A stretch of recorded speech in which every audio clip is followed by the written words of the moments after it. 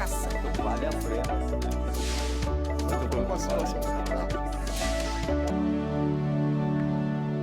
Olá, ele assumiu o Fundo Social do Estado de São Paulo em janeiro deste ano de 2019 com planos arrojados para a área social. Sua proposta é que o antigo Fundo de Solidariedade esteja focado na autonomia e na geração de renda para a população mais vulnerável socialmente. Felipe Sabará é o entrevistado do Arena Livre, que conta com a participação também do deputado Daniel José, do Partido Novo, e também de Lilian Busato, jornalista e advogada.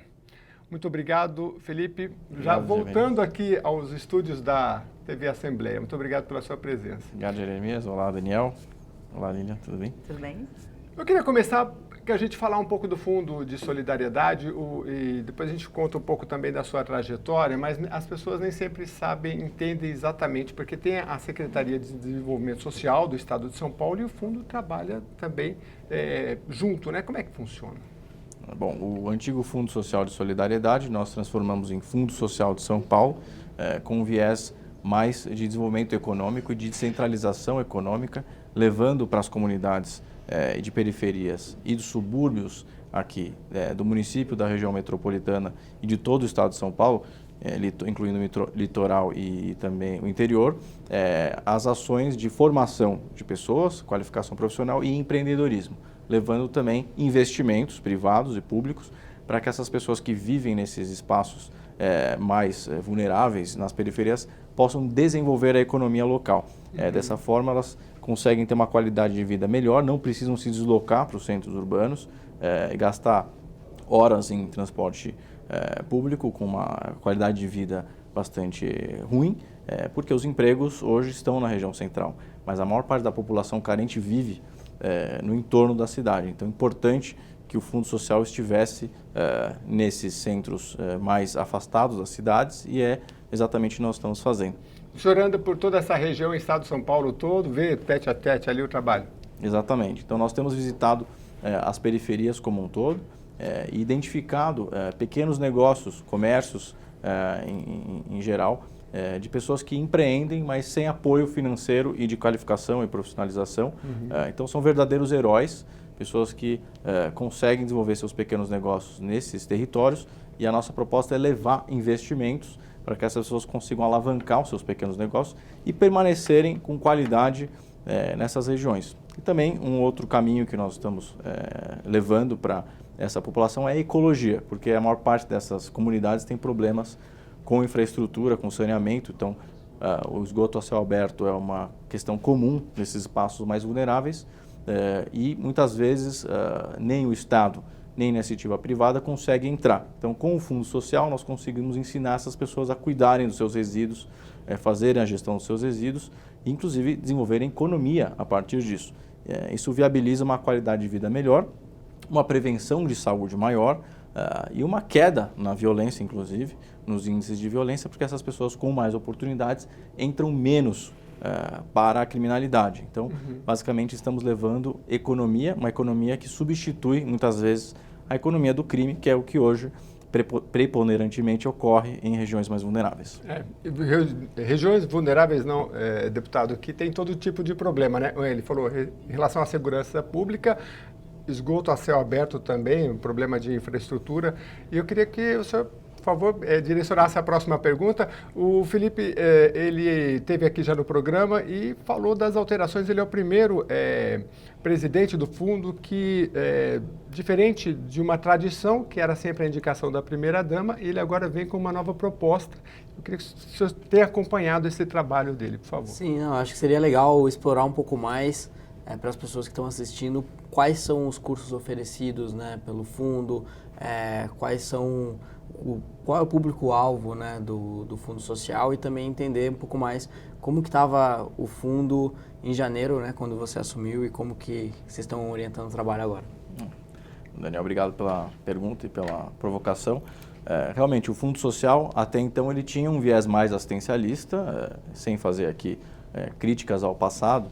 Essa não é a questão aqui, estamos olhando para o futuro, mas por muito tempo o Fundo Social de São Paulo, como outros fundos de solidariedade também de outros municípios, tiveram um viés mais assistencialista, ou seja, de entrega de cestas básicas, de panetones, de agasalhos, de roupas. Não que isso seja ruim, mas isso não muda de fato e nem ataca a causa raiz dos problemas de pessoas que vivem em situações mais vulneráveis. Então, a nossa proposta desde janeiro foi alterar exatamente esse caminho para que o fundo possa entrar em espaços onde até muitas vezes secretarias estaduais e municipais não conseguem entrar, por premissas técnicas inclusive, o Fundo Social pode. Então, e aí respondendo às perguntas do Daniel quanto às escolas, nós temos 6 escolas que levamos agora para territórios então mais vulneráveis. Por exemplo, a escola de padaria artesanal e moda que ficava dentro do Palácio do Governo, ou seja, numa área nobre da cidade, nós levamos para a periferia, porque é justamente na periferia onde as pessoas precisam dessa qualificação profissional. E o que nós avaliamos é que muitas pessoas que eram capacitadas nessas regiões não tinham a economia desenvolvida no local. Então, não adiantava muito, porque ela recebia o diploma, o certificado, e não tinha onde conseguir um emprego. Então, precisamos desenvolver o empreendedorismo local para que exista a economia. E aí a pessoa que é qualificada, ela tem onde trabalhar, ou empreender e criar o seu negócio. E aí, dentro dessas premissas que eu coloquei, nós criamos 6 cursos, 4 deles já existiam e nós ampliamos. Os que já existiam eram de construção, a gente aumentou para bioconstrução, por causa justamente dessa necessidade de construções mais ecológicas que visem o cuidado também do esgoto, da captação de água de chuva, da energia fotovoltaica, questões de sustentabilidade que muitas dessas comunidades não têm contempladas. Então, o curso de bioconstrução substituiu o de construção. O curso de padaria artesanal nós ampliamos para gastronomia e hospitalidade, que era uma demanda que a população mais vulnerável tinha. Nos pediam que o curso de padaria fosse ampliado para gastronomia, que é algo mais ampliado, algo que tem mais oportunidades, seja de emprego ou de empreendedorismo. E a hospitalidade, que é a forma como de aprender a atender os clientes e etc. Então, esse curso substituiu o de padaria, o de gastronomia e hospitalidade. O curso de moda e beleza, nós permanecemos e ampliamos. Então, são mais 2 aí, o de moda e beleza. E aí, um quinto que nós criamos foi o curso de computação e programação, que é uma demanda. Hoje a sociedade basicamente está se tornando cada vez mais digital, seja via smartphone ou computador ou tablets. Então, precisa se desenvolver mão de obra para desenvolver justamente aplicativos, plataformas, websites, e é justamente isso que essa escola de computação e programação leva para dentro da periferia. E o último curso, que é justamente o curso de hortas, de produção de alimentos em loco urbana. Essa produção ela viabiliza muito do desenvolvimento também de saúde das pessoas que vivem em regiões mais periféricas e mais que precisam de desenvolvimento, porque ali elas podem produzir em espaços que não estão sendo utilizados o seu próprio alimento, poder consumir ou comercializar. Isso é uma oficina que nós já tínhamos feito, a Horta Social Urbana, que é um programa que criamos quando fui secretário municipal aqui em São Paulo nos 2 anos passados, e isso está sendo ampliado para dentro da comunidade. E o programa que encabeça tudo isso, que tem essas 6 escolas, é o Praça da Cidadania, que são os espaços que nós estamos construindo. São 10 áreas mapeadas, sempre dentro de comunidades carentes. 10 áreas aqui na capital paulista. 10 áreas em todo o estado, incluindo o interior e o litoral.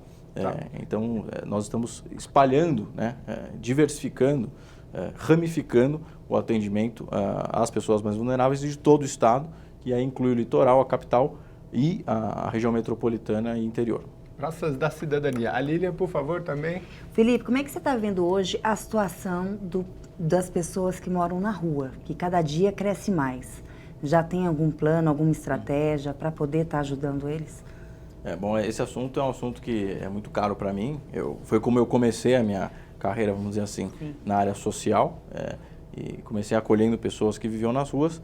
E, então, esse assunto, para mim, ele é muito caro. O que ocorre é que, com a economia fragilizada, as pessoas acabam perdendo os empregos, aquelas que tinham emprego. E muitas não suportam pagar os seus aluguéis, e aí pessoas, indivíduos ou famílias, que é o que tem ocorrido agora também, famílias que têm ido viver nas ruas porque não suportam pagar o seu aluguel ou o seu IPTU, o que seja, e acabam indo para as ruas. Então, esse é um fenômeno mais novo, que ele é decorrente da economia fragilizada e pouco Da desenvolvida. própria globalização, né? A globalização do mundo está criando desemprego.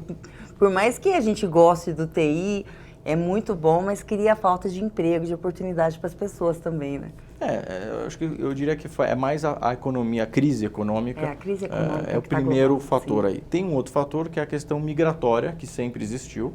Então, sempre existiram pessoas vivendo nas ruas, a maior parte delas sempre foi de pessoas que migram muitos para São Paulo com pouca oportunidade. E tem a questão também de egressos do sistema prisional. Como o sistema prisional, quando a pessoa deixa, muitas vezes ela não consegue um novo emprego, então você tem um ciclo aí. Nós fizemos um estudo baseado na teoria das piscinas, ou seja, que torneiras alimentam quais piscinas, na época que estivemos na Prefeitura de São Paulo. O que nós identificamos é que existem várias torneiras que alimentam essa piscina. Eu digo que é a população em situação de rua, esse é um estudo científico. Então, sendo elas a questão dos egressos que passam pelo sistema carcerário, que também tem a ver com a falta de economia.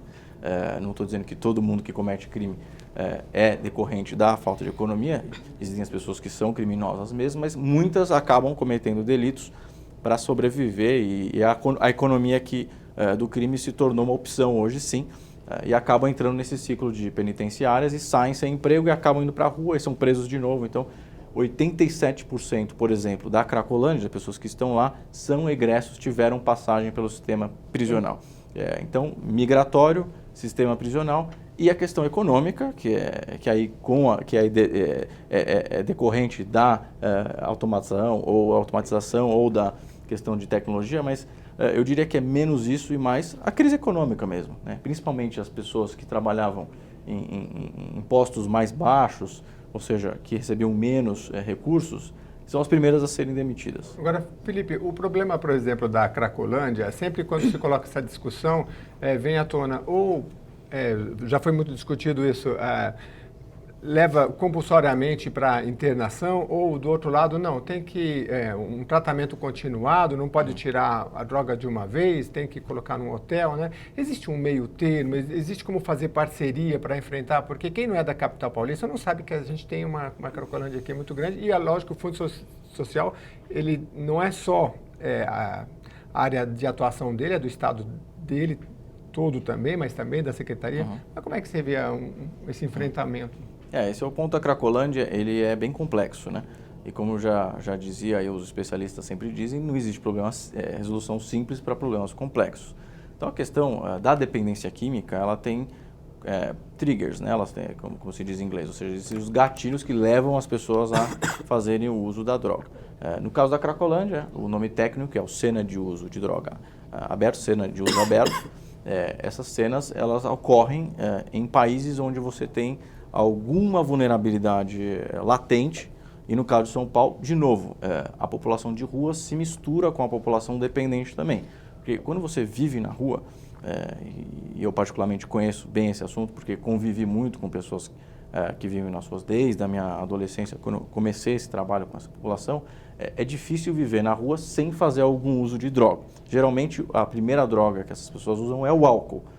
Então, os corotes, a pinga, porque é muito barato, né? Hoje o álcool, a pinga custa mais barato que a água, um copo de água. Então, as pessoas acabam começando a usar o álcool para fugir do calor, ou do frio, ou da chuva, ou enfim... Ou da solidão, qualquer problema psicológico. E acabam ficando viciadas e aí entram nesse ciclo, porque aí o tráfico acaba utilizando essas pessoas como até escudos para conseguir traficar mais drogas, até para pessoas de mais alta renda. E no caso ali da Cracolândia, na região da Luz, foi feita uma intervenção muito importante em 2017, dia 21 de maio de 2017. Eu estava encabeçando a área social na época e fizemos um acolhimento grande de pessoas. Inclusive tem um gráfico que nós montamos do pico de acolhimento que ocorreu logo após a ação do dia 21 de maio. Então muitas pessoas foram acolhidas. Então exatamente esse convite que foi feito a essas pessoas para serem acolhidas ou internadas ou indo para comunidades terapêuticas aumentou após essa ação, que é uma possibilidade, convidar essas pessoas a saírem daquele território onde elas estão É uma ação positiva. fazendo. É uma ação positiva. É uma ação positiva. Porque quando fica no território fazendo uso e com as mesmas companhias ali, é difícil a pessoa... O ciclo vicioso é difícil deixar. a pessoa sair dali, é muito Exatamente. difícil. Agora, a questão da internação compulsória, você tem 2 tipos de internação. A involuntária, são 3 tipos, né? Mas dessas que você tem internação. É a compulsória e a involuntária. E tem a voluntária, que é essa terceira, que a pessoa vai lá e fala, eu quero ser internado, que ocorre bastante também. Mas quanto à compulsória e à involuntária, que aí é um familiar da autorização, no caso da involuntária, e a compulsória aí realmente é uma intervenção judicial, é um juiz que dá uma autorização a partir de um laudo médico para essa pessoa ser internada. É polêmico, porque aí você tem a questão da decisão da pessoa ir ou não para o acolhimento. É que o juiz já declara a inimputabilidade dele, né? Ele declarou, ele não manda mais nele, que a maioria do caso dessas pessoas já chegam nesse nível, né? Mas é complexo, o Ministério Público mesmo é contra a internação compulsória, porque diz que as pessoas têm a escolha de quererem ou não, mesmo que ela não esteja muitas vezes em condição. Em geral, há uma recusa. Existe, em geral, uma resistência da população, principalmente dos especialistas, com relação à internação. Eu vejo que a melhor solução é gerar oportunidade. Quando você gera oportunidade para as pessoas, automaticamente a droga, que é aquela consequência final da situação, né? Ninguém tem como problema a droga. A droga ela se torna uma consequência problemática na vida das pessoas.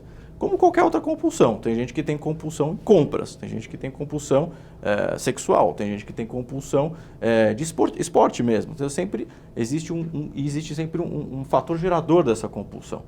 E a causa da droga é isso. A pessoa está numa situação que está levando e ela precisa buscar uma fuga. E uma vez que ela entra nessa droga, é difícil sair, porque aí tem sim a questão química que envolve, a pessoa acaba ficando dependente químico. Mas, pela minha experiência, até pelo processo que passei, pelo instituto que fundei, que é a ARCA, as pessoas acabam deixando a droga quando você resolve o fator gerador inicial. Ou seja, o porquê daquela pessoa ter buscado a droga no primeiro momento. Quando você vai lá atrás e resolve como se fosse um calo, alguma coisa ali que levou a pessoa, geralmente, e nos casos que a gente fez isso, resolvemos, a pessoa deixa de precisar daquela fuga, daquela compulsão e a droga se torna algo tranquilo de lidar. Não é simples, até porque identificar esse primeiro gatilho não é simples, dá trabalho, custa, porque você tem que demanda especialistas, psicólogos, psiquiatras, educadores, pessoas que entendem do assunto, mas é possível sim. Então, eu prefiro o caminho da oportunidade. Só no período que fomos secretários, empregamos 3.026 pessoas que viviam nas ruas. Em empresas, são 191 empresas, e muitas dessas pessoas, mais de 40%, eram usuários de droga contumazes. Elas participaram de algum curso de qualificação? Então, quem dá o curso de qualificação são as empresas. Então, o que nós dávamos é um curso de comportamental, sociocomportamental emocional, e aí essa pessoa ia para o emprego. E o importante é o número de pessoas que permaneceram nos empregos. Foram mais de 87%. Uma coisa que eu acho super legal do seu trabalho é que justamente foge um pouco do senso comum de um trabalho voltado para o lado social, que é o assistencialismo, é você dar tudo na mão, e a proposta é completamente diferente de você buscar gerar oportunidades para as pessoas e através dessas oportunidades elas conseguirem, através do esforço, do mérito de cada um, se recuperarem, saírem da situação difícil que estão e por aí vai. Agora, por onde eu também passo, assim, eu vejo que tem muita gente querendo ajudar, sabe? Mesmo assim, no nosso trabalho aqui na LESP, né, como deputado, né, por onde eu vou, a pessoa, mas como que eu posso ajudar você? Como que eu posso ajudar?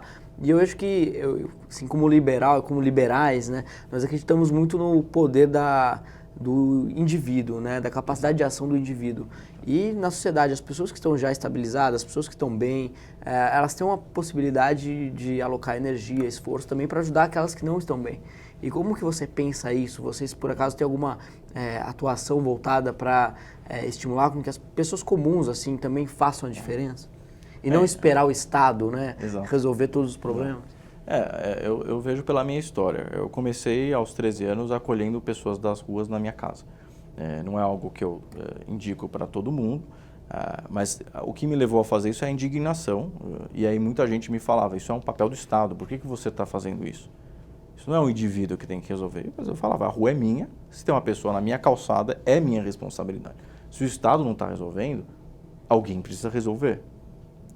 Quem sabe, e eu não pensei isso aos 13 anos, mas hoje eu entendo isso, quem sabe o Estado não precisasse resolver tantos problemas se a sociedade se mobilizasse. Isso eu tenho certeza que poderia acontecer. Muitos dos problemas, a sociedade mesmo, como indivíduos, que até se tornam depois algo coletivo, mas os indivíduos resolvendo os seus problemas, não precisaria existir um Estado grande, custoso e que também não sabe resolver muitos desses problemas, precisasse existir. Então, eu acredito como você, Daniel, 100% nesse viés liberal de que os indivíduos podem resolver os seus problemas e podem ajudar e contribuir e resolver problemas de outros indivíduos também.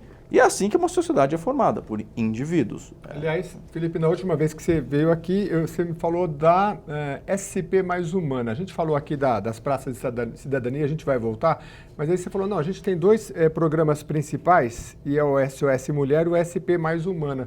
O SP Mais Humana parece que é um pouco voltado a isso. Exatamente, exatamente.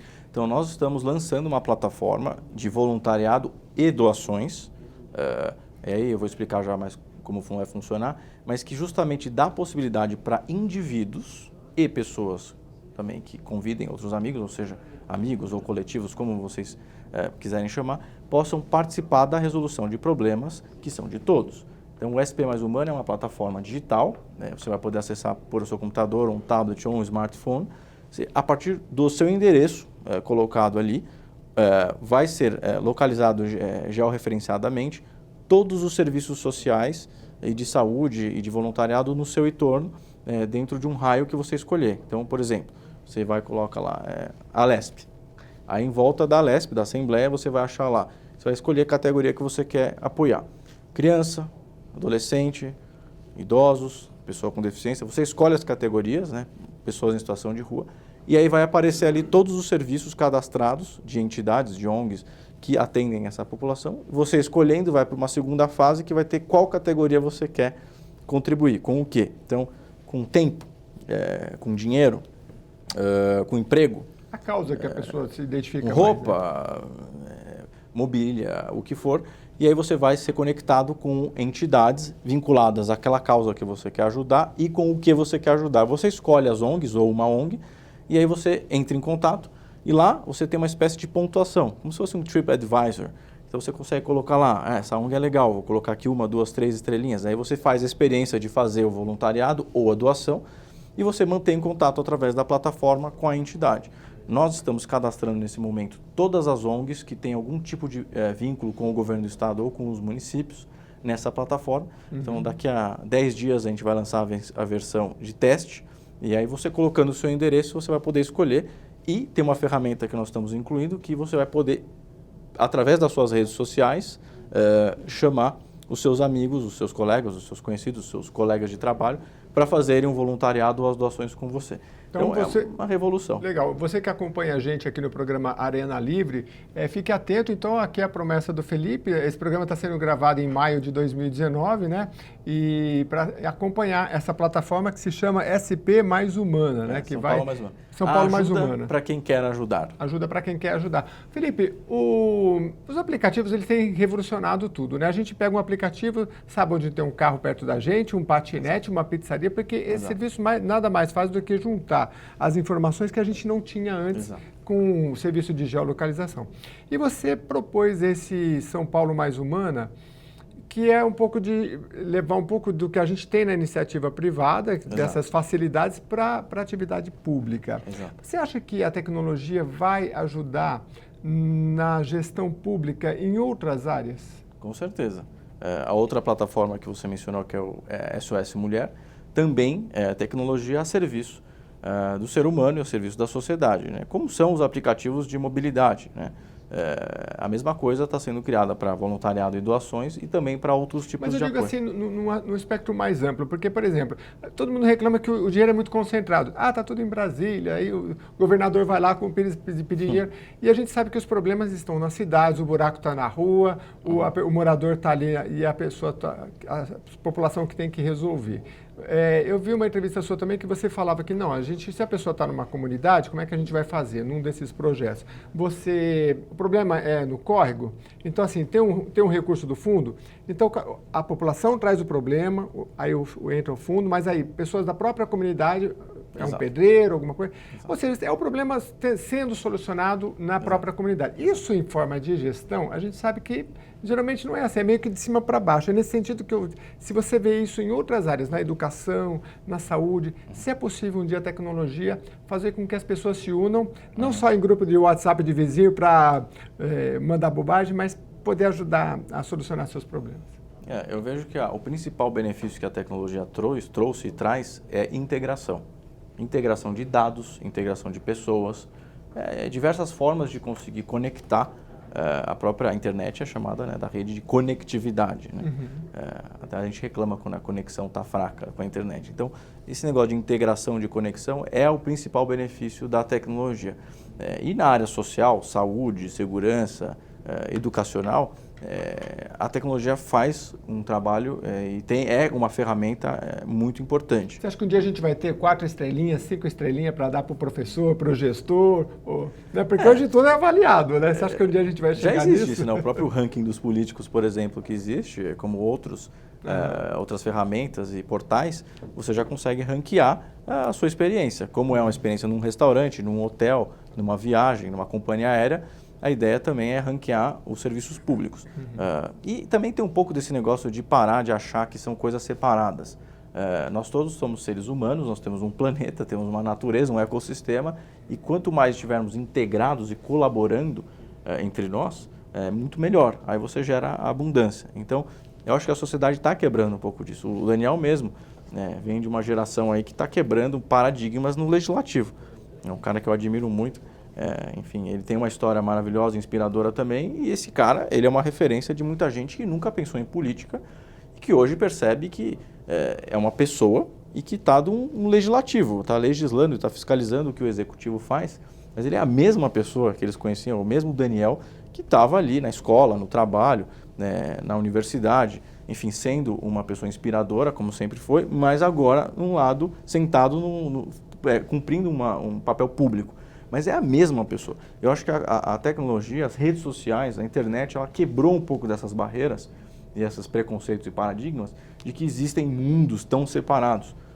E o problema é esse. Quando a gente senta no mesmo lado da mesa, a gente consegue perceber que os problemas são nossos e não de cada um, as coisas mudam. E eu acho que a ferramenta tecnológica, ela traz um benefício grande quanto a isso. Você falou, desculpa, mas você falou rapidinho sobre preconceitos e paradigmas, né? E uma das ideias é fazer com que o trabalho seja voltado para a criação de oportunidades, mas não em grandes centros, né? Buscar mais perto de onde as pessoas estão. E muita gente acha que as periferias, as favelas, enfim, são lugares que não têm potencial econômico, né?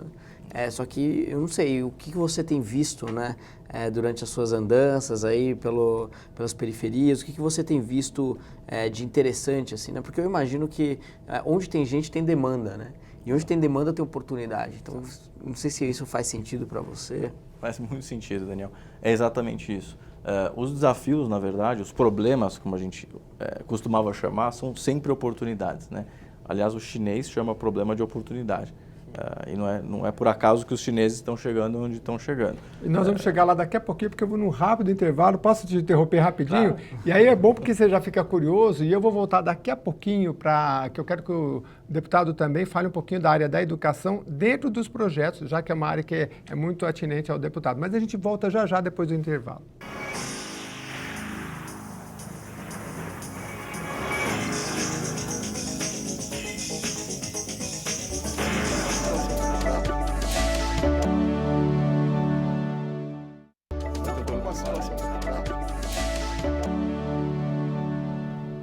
Olá, Arena Livre está de volta. Nosso entrevistado é o presidente do Fundo Social do Estado de São Paulo, Felipe Sabará. O programa também conta com a participação do deputado Daniel José, do Partido Novo, e também de Lilian Busato, jornalista e advogada. Antes do intervalo, Felipe, a gente falava aqui sobre...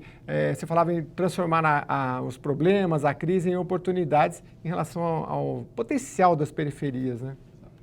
Então, quando você olha para as regiões hoje mais periféricas da cidade, você tem um potencial de desenvolvimento humano e ecológico espetacular.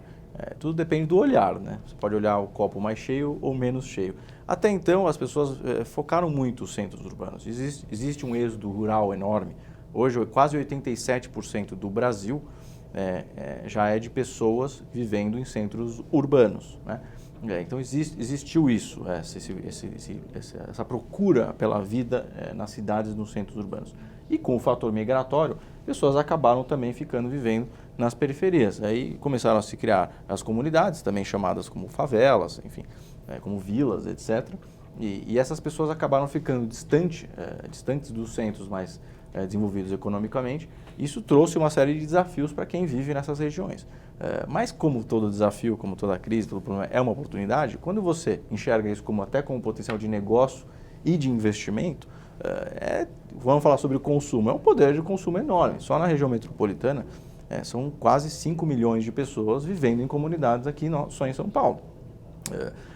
É um mercado enorme, são consumidores, pessoas que poderiam estar com mercados desenvolvidos. Então, o olhar do investidor futuro, isso tem sido uma tendência, a base da pirâmide, o bottom of the pyramid, que é como se coloca em inglês, tem sido cada vez mais um motivo de intenção de investidores.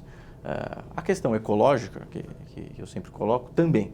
Porque você tem um potencial, por exemplo, de produção de energia fotovoltaica enorme, se você considerar que tem muito telhado, muito espaço nessas casas, nesses barracos, enfim, em construções não tão desenvolvidas, mas que podem ser. Isso pode ser um fator, por exemplo, de renda para quem está lá, uma produção de energia e venda, ou para quem quer investir nisso, né? Por que você pode montar uma fazenda de painel solar, fotovoltaica, num espaço livre e não poderia montar, por exemplo, nos telhados de regiões mais periféricas? Você poderia. E estamos fazendo esse desenvolvimento pelo Fundo Social na área de bioconstrução. Nessa escola nós estamos fomentando isso, o estudo econômico de potencial para, por exemplo, produção de energia renovável em regiões periféricas. É uma oportunidade que não tinha sido identificada até então.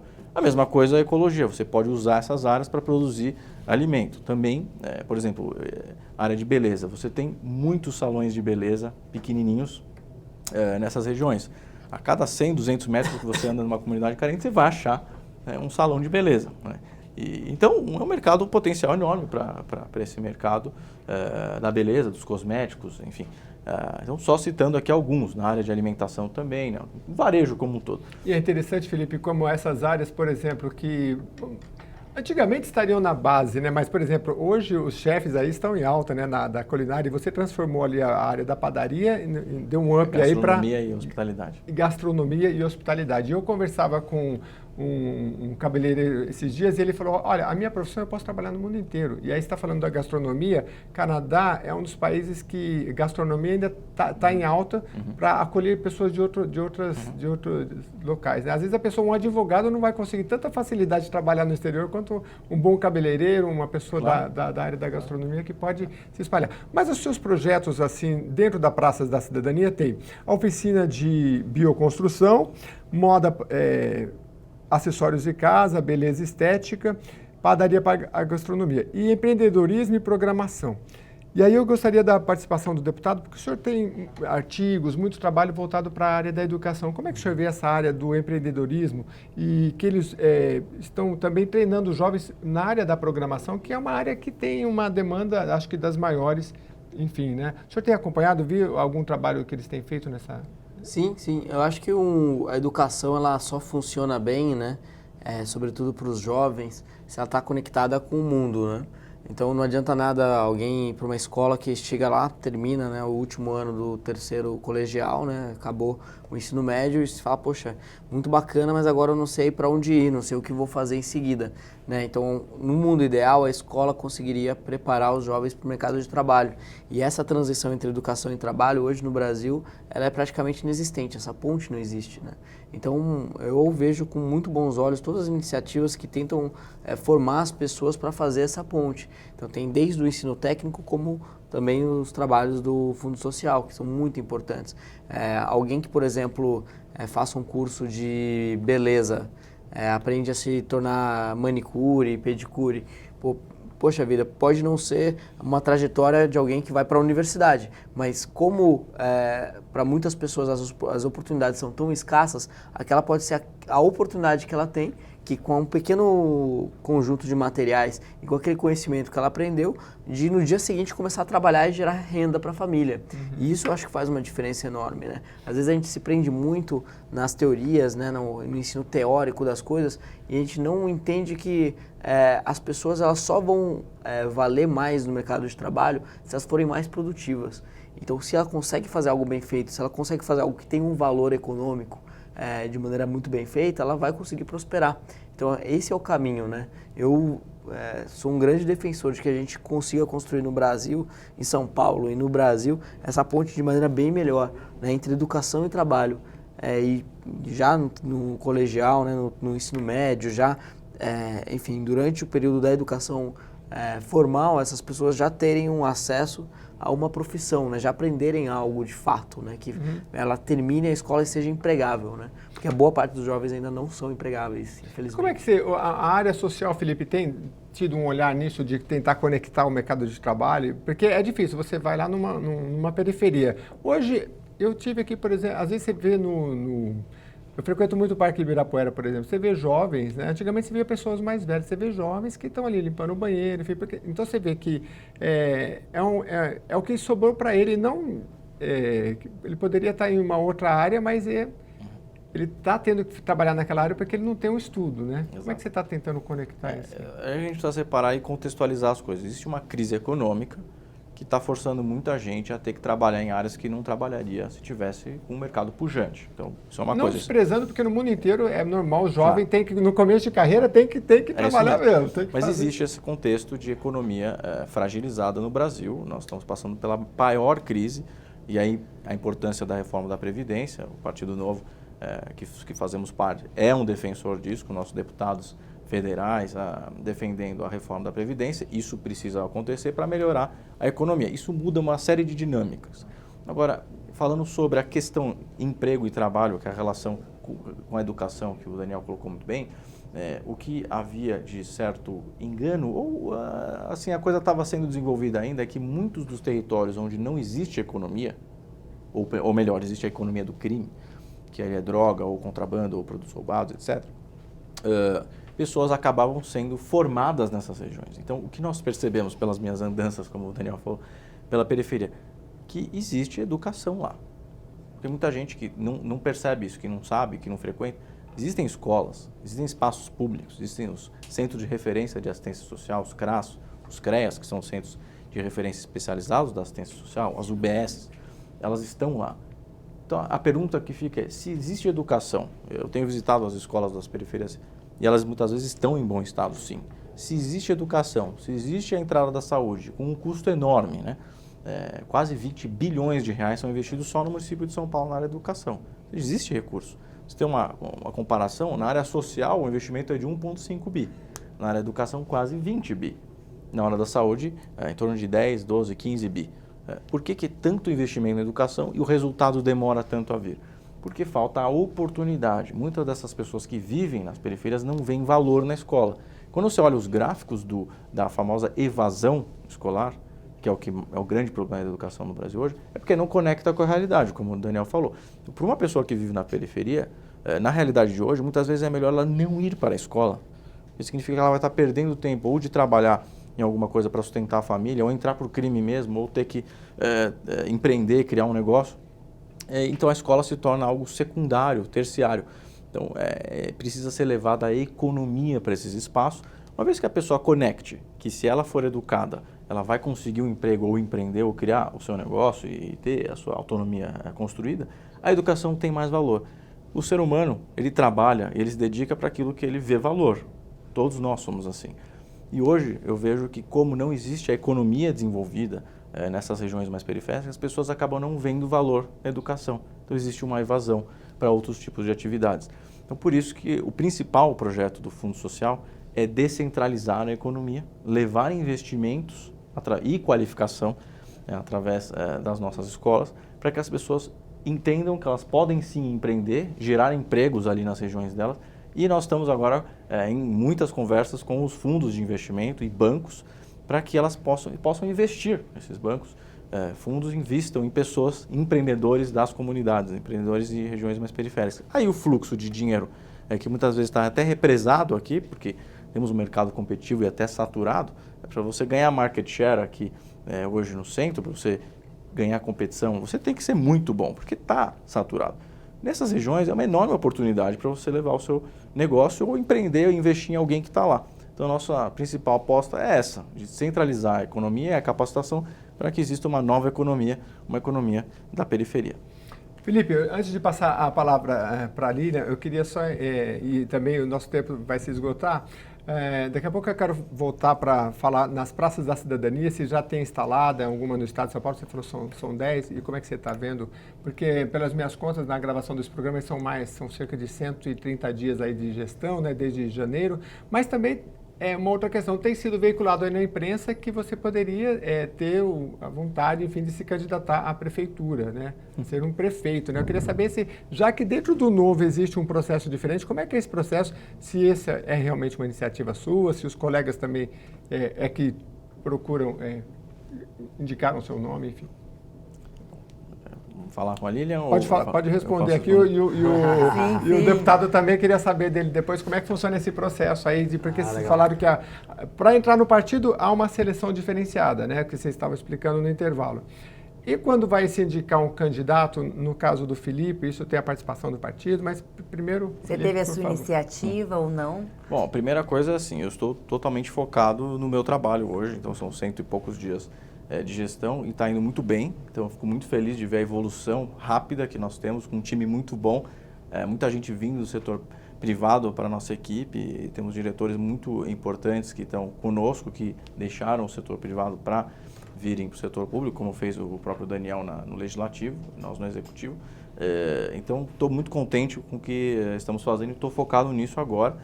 A eleição é só no final do ano que vem, então, claro que existem conversas, fui procurado por pessoas do partido, realmente é óbvio que é legal e fico lisonjeado de receber os elogios pelo meu trabalho tanto no setor privado, terceiro setor, depois na prefeitura como secretário e agora como presidente do fundo. É uma questão que depende também do processo seletivo do partido, como o próprio Daniel colocou. Para se filiar ao novo, basta entrar no site e ser filiado. Para se candidatar, você passa por um processo seletivo bem criterioso, como é um setor privado para uma empresa.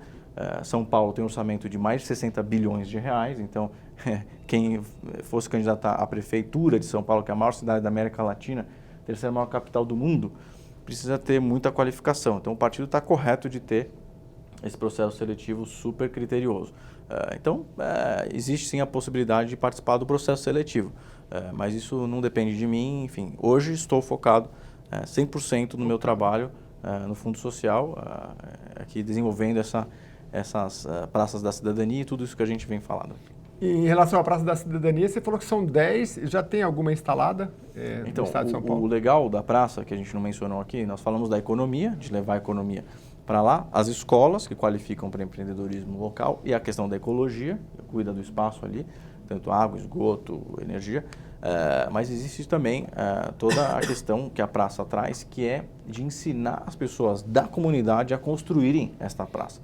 Que não é uma praça lúdica somente, com quadra, com parquinho, etc., com campinho, etc., jardim e árvores. Nós temos as escolas com containers, espaços móveis, onde as escolas são implantadas. Então, o legal de tudo isso é que nós ensinamos, através da escola de bioconstrução, as pessoas locais a construírem isso. Então, o que está acontecendo em Santo André, que é a primeira escola, a primeira praça da cidadania está sendo instalada, é que a comunidade está nessa fase agora de iniciar a construção. Foi começada com a parte de agroecologia, já foram plantadas mais de 100 mudas de árvores frutíferas e também a parte de hortas e a parte de compostagem, cuidado do esgoto. Isso já está sendo feito pela própria comunidade, através da Escola do Fundo Social de Bioconstrução, e agora vai entrar na base das unidades móveis, vamos fazer a parte de alicerces, etc., para que sejam instaladas as unidades móveis e a partir daí as escolas sejam construídas. Então, como isso é feito com a comunidade, E, aliás, antes de tudo isso ter sido iniciado, já foi feitas muitas conversas com eles desde janeiro com as lideranças comunitárias, para que tudo isso que está sendo desenhado, o projeto arquitetônico mesmo, foi construído com eles também, né, para que seja algo deles. Porque senão, sinceramente, o que acontece, você vê em periferias, você até encontra praças lá, mas elas estão todas destruídas. Porque as pessoas não veem valor quando elas não participam. De novo, tudo a ver com o valor que a gente... Participar do próprio projeto, né? Participar do projeto. Construir. Então, uma parte das pessoas, inclusive, serão remuneradas para construir. Então, como esse processo faz parte da própria construção da praça, então a praça não está instalada, ela está em fase de instalação. Mas o projeto, em geral, ele abrange, geralmente, tem uma quadra e tem as aulas em uma escola. Tem vários elementos, né? Tem a parte tecnológica, então tem Wi-Fi, tem a parte da escola de computação, os computadores, programação e tal, então essa parte mais tecnológica. Tem a parte cultural, que é o espaço com anfiteatro, com teatro, para fazer música, para fazer cultura. Tem a parte esportiva, que é aí quadra, campinho, parquinho das crianças, etc., estação de ginástica, que é muito importante para a comunidade, espaço de convivência. Tem a parte de escolas, que é onde essas pessoas vão aprender o empreendedorismo, principalmente focado naquelas que já são empreendedoras locais. E tem a parte de, justamente, montagem de negócios, que são os coworkings, são espaços onde elas vão poder instalar o seu negócio na própria comunidade. As pessoas que concluem esses cursos nas nossas escolas, elas têm acesso ao microcrédito, que é um investimento de até R$20 mil para empreenderem, desde que seja um empreendimento no máximo no raio de 1,5 km da Praça da Cidadania, justamente para fixar a economia lá. E nós estamos acessando mais crédito para que as pessoas, depois dos 20 mil, que é de 20 mil até R$1 milhão, possam acessar também crédito a juros mais baratos para poderem investir Aí mais. É Banco do Povo, não? O Banco do Povo é o microcrédito, mas você tem microcrédito também de bancos privados que estão entrando. E fundos multimercado, FDICs e Venture Capitals, né, os VCs, para que pessoas possam investir. Por exemplo, você, Jeremias, você vai poder, se quiser, investir numa pessoa que está montando uma padaria, um restaurante lá na comunidade em volta da Praça da Cidadania. Em vez de você montar aqui um negócio seu ou deixar o seu dinheiro investido no banco, você vai poder arriscar e investir o seu dinheiro no empreendedor local com taxas de retorno, inclusive, mais apetitosas e com mais rendimento, quem sabe, porque ali, como eu disse, é uma oportunidade enorme para crescimento. Então, aí eu vou ter que me consultar com o economista para entender como é que funciona, como é que é esse termo que ele utilizou aqui, Dada. Eu posso investir num... Como é que chama o termo? Sim, você pode se tornar sócio de um empreendimento, de uma iniciativa dessa, por exemplo, econômica de alguém. Então, por exemplo, alguém que fez os cursos lá na Praça da Cidadania, depois de concluído... Eu quero abrir um salão de cabeleireiro, mas eu não tenho recurso. Então você pode vir e aportar um pouco da sua economia e se tornar um sócio dessa pessoa. Dessa maneira. E, aliás, isso resolve um dos grandes problemas do empreendedor no Brasil, que é a falta de acesso a crédito, né? Então, poxa, todo mundo... Quantas ideias não existem no Brasil, né? O Brasil é um povo extremamente criativo, competente e tudo mais, mas às vezes não tem aquele recurso para iniciar e não tem acesso num banco tradicional, né? Então, é muito importante a gente desenvolver esse capital inicial, esse capital... semente, né, que vai ajudar. Tem que ser morador local ou não? Necessariamente. 1 quilômetro? No máximo no raio de 1 quilômetro, 1,5 km da Praça da Cidadania. Então, nós que vivemos aqui no centro, podemos investir em negócios lá. Você investe. E eles têm que empreender lá. E é um empreendimento de risco, né? Pode dar certo, pode não dar certo. Você tem que confiar muito no business plan, né? No plano de negócio dessa pessoa. Confiar muito na competência, na capacidade dessa pessoa de fazer coisas, de enfrentar dificuldades, de, enfim, encontrar soluções para problemas. E aí, na capacidade dela como empreendedora, né? É claro que, havendo risco grande, o retorno pode ser muito grande também, né? Porque, enfim, é um pouco da lógica do investimento. Mas isso o fundo intermedia, porque nem sempre a pessoa vai saber como fazer. Esse é o papel. É uma espécie de aceleradora de negócios de impacto. Então, além de viabilizar o crédito, dar o acesso ao crédito para essas pessoas que vão empreender lá, ou que já estão empreendendo, porque nós mapeamos e já existem os empreendimentos. Então, essas são as prioridades, inclusive. Nós vamos começar através... por meio de empreendedores locais que já existem. Já tem a mecânica, já tem a padaria, já tem o restaurante, já tem o salão de beleza. Esses vão ser os primeiros alunos. Aliás, as escolas já iniciaram, mesmo a praça não estando 100% finalizada. Já tem algum depoimento, assim, porque você visita os locais, né? Vou te contar, só essa última semana, de sexta-feira para hoje, que é sexta-feira, 10 empregos foram gerados, e aí não é nem empreendedorismo, 10 empregos foram gerados num curso que nós demos de beleza lá na região do Jardim Santo André, que é a periferia de Santo André, a comunidade. Isso, um curso que nós demos já gerou 10 empregos através de um aplicativo que contrata manicures e pedicures para atenderem nas casas. Mas aí foram vocês que fizeram Nós que fizemos a essa intervenção. conexão, Como é que essa funciona parceria? agora o investidor? Ele quer investir. Como ele vai na cabeleireira contratar? Ele vai, Então, quem vai é o fundo. Quem ao vai é o fundo vai. Então tem ali um portfólio, que é chamado no mercado financeiro, tem um portfólio de empreendedores. O fundo ele está lá à disposição para apresentar para investidores o portfólio. Então o portfólio tem beleza, tem gastronomia, tem mecânica, tem computação e programação, alguém que tem lá a sua micro e pequena empresa de desenvolvimento de sites, por exemplo, que o negócio está crescendo bastante. E aí o fundo faz a intermediação com o crédito, com o investidor, mas também faz a intermediação de fazer a mentoria com o empreendedor. Ensinar ele a fazer um plano de negócios, ensiná-lo a educação financeira.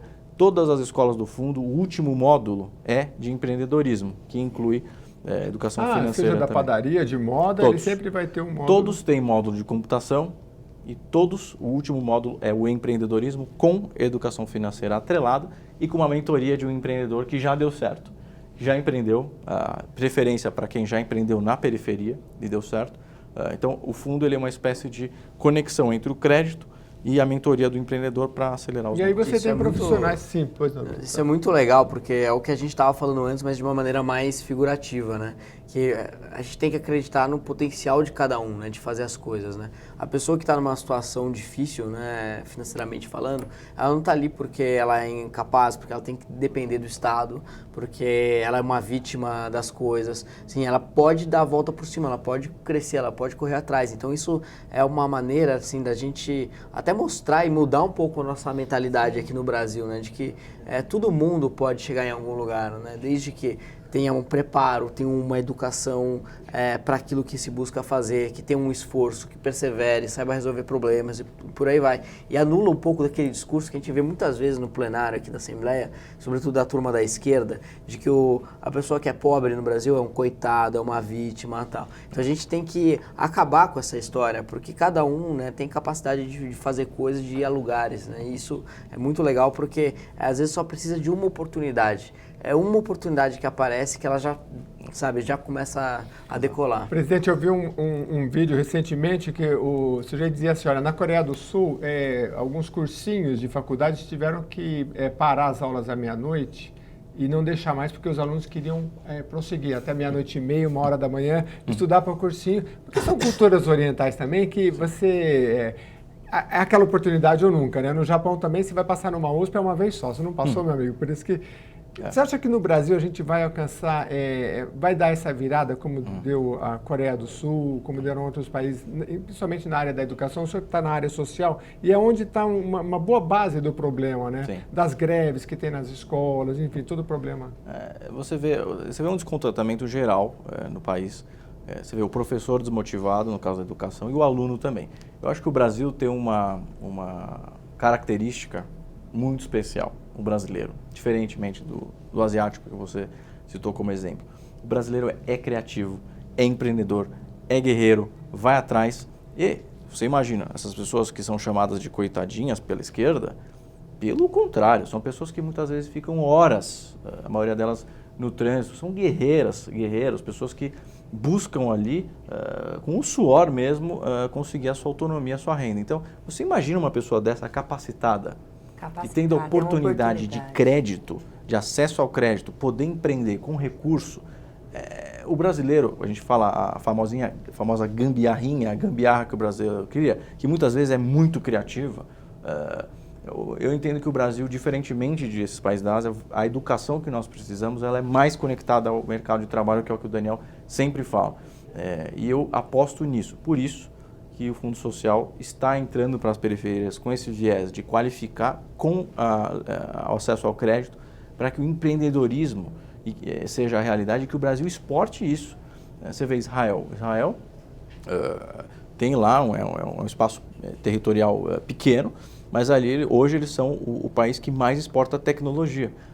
enfim... Esse aplicativo do, como é que fala? Do Waze. Do trânsito é de Israel, né? Quase 90% de todos os aplicativos hoje de sucesso no mundo são de origem israelense, criadas em Israel, num território pequeno, mas ali o desenvolvimento, a escassez levou ao desenvolvimento da tecnologia.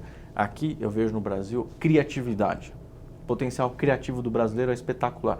Seja na música, seja na arte, seja no futebol, né? Nós somos um povo criativo. Vai ter um curso de aplicativo lá na... Mas o de Sim. programação já tem, programação né? inclui aplicativo. Já E se assim, desdobra nisso. o que mais tem procura hoje na comunidade carente é o aplicativo. É a programação. É onde a gente mais tem demanda. Porque, como disse o Daniel, a pessoa consegue desenvolver a autonomia dela muito rapidamente. Ela entendendo a lógica da programação, e aí necessita básica de matemática, mas isso já tem, né? O problema é que a pessoa às vezes tem matemática, mas não tem a programação. Exatamente. Não vê valor na Lógica matemática. de programação que até hoje eu não fiz, quero fazer esse curso, mas eu estou sabendo que no Fundo Social tem. Bom, o programa está chegando ao fim, acho que só temos 1 minuto. Deputado, se você quiser, Ilínia, por favor, para encerrar e arrematar aqui. Conversamos com o Felipe Sabará, que está à frente do Fundo Social e está trazendo as novidades aqui na TV Alesp, por favor. Não, achei super legal a conversa. Eu acredito muito na linha de trabalho que o Felipe está tocando lá no Fundo Social. Eu acho que é um modelo inovador, é algo que a gente nunca fez no Brasil antes e que a gente tem que mostrar isso como exemplo cada vez mais para mudar um pouco a noção daquilo que a gente tem desse vitimismo, das pessoas que são mais pobres e tudo mais, para enxergar que todo mundo tem capacidade de fazer coisas, todo mundo tem capacidade de fazer mudanças e quando a gente deixar isso óbvio para as pessoas, eu acho que a gente vai mudar uma mentalidade de uma maneira que a gente nunca viu antes no Brasil. E o trabalho do Fundo Social aí é um trabalho bastante precursor aí nessa área. Então, parabéns pelo trabalho aí, Felipe. Vamos para frente. Perdão. Também eu vou te parabenizar pelo projeto. Obrigado. E com certeza vai dar tudo certo. Esses cursos foram oferecidos para mim, eu escutando, para eu escutar você foi... Só tenho que te parabenizar, boa sorte. Continue assim, pensando na classe social que mais está precisando hoje. Parabéns. E a gente rapidinho vamos tentar colocar aqui a rede social do Felipe e o pessoal cobrar você aí, né? Porque como é que é? Felipe Sabará. @Felipe Sabará. Cobra ele lá, porque o Felipe é muito ativo nas redes sociais, em tudo, a gente está sempre vendo ele ali. Instagram, Facebook, para poder acompanhar, porque tem uma divulgação muito ampla do que vocês fazem. Eu respondo todo mundo. Responde todo mundo? Então tá pronto, tá aí para você acompanhar os trabalhos. Eu tenho certeza que aquele que está lá na periferia e de repente tem um trabalho de gastronomia e conseguir acesso a esse crédito, vai passar na frente dos outros. E vai me convidar a gente aqui para ir para lá comer, né? Um bom prato desenvolvido no novo negócio de gastronomia, esperamos assim. Muito obrigado pela sua presença, Felipe, mais uma vez aqui nos estúdios da TV Alesp. Você que nos acompanha nas redes sociais, mande as suas sugestões, as suas demandas, as suas perguntas, os seus comentários. Muito obrigado pela presença de todos e até a próxima.